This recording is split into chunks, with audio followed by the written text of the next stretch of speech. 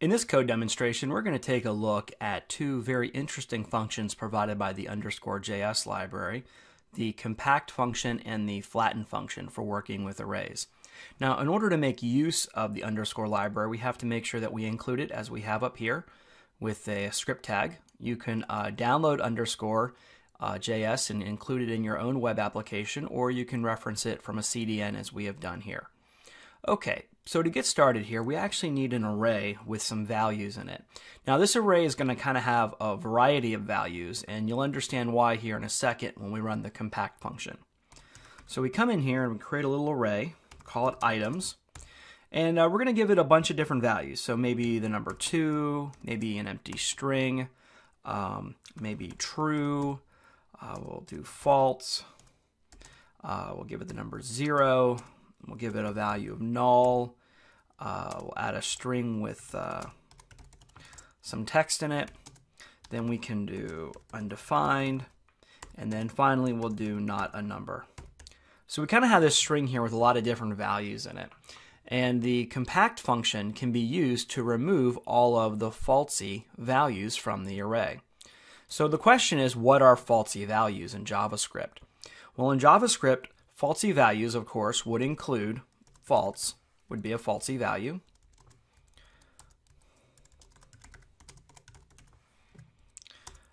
The number 0 is a falsy value. An empty string is a falsy value. Null is a falsy value. Undefined is a falsy value. And not a number is a falsy value.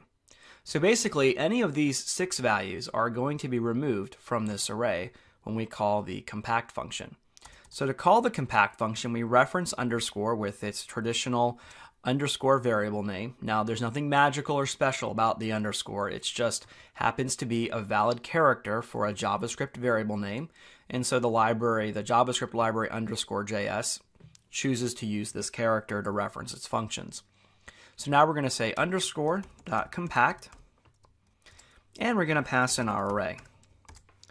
And so we're actually going to wrap this function call in a console.log call so that we can see the results of calling compact. So switching over to our web browser, we can reload our page and take a look. We have all of the falsy values have been removed. So we have the number 2, true, and some value is what remains in the array. But if we go back to our code, we're going to notice that the empty string is gone, false is gone, 0 is gone, null is gone, undefined is gone, and not a number is gone. So if you have a situation or a process that produces an array that will have these falsy values in it, and you basically want to compact it and remove those falsy values so that you're only going to work with actual real values that have come back from whatever code you've run, then you can make use of this compact function to do that for you, and that can certainly save a lot of time. The next function that we want to take a look at, so you actually want to take a look at the flatten function. Now, flatten is really nice. Let's say you have a situation where you have an array that has nested arrays with more nested arrays, and basically what you want to do is flatten that whole array out so it's just a single array with a bunch of different values. So let's say I had something like this, var, and we'll just say items 2, and we'll create an array that has arrays in it. So we'll say A, B, C, and we'll add another array in here, and we'll say just 1, 2, 3.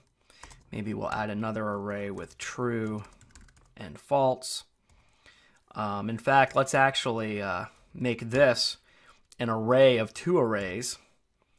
And so if we do that, we can get a really good idea for how flatten is going to work.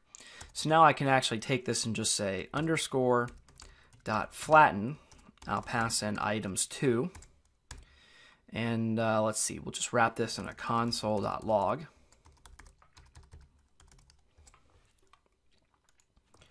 And then we'll save that out. And we'll reload our page. Now check it out. We have a single array here with all of our items just listed as different items within the same array. We no longer have this complex structure of arrays within arrays.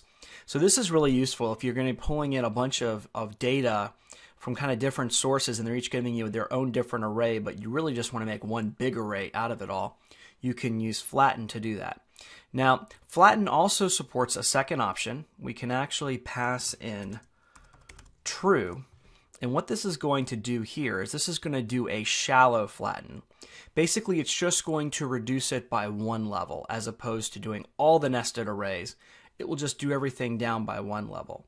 So if we save this, just like that, and go back and reload our page, now we're going to see that the first array is just a bunch of individual elements, A, B, and C.